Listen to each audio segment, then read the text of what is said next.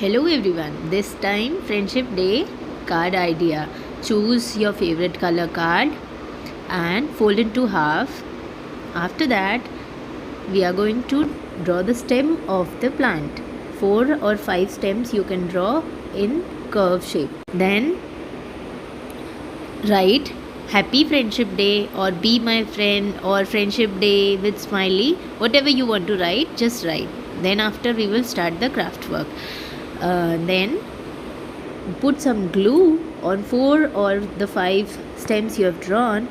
Put the melon seeds one by one like shown in the picture. Then one by one complete all the flowers. For the borders you can make these designs or you can try your own creative designs.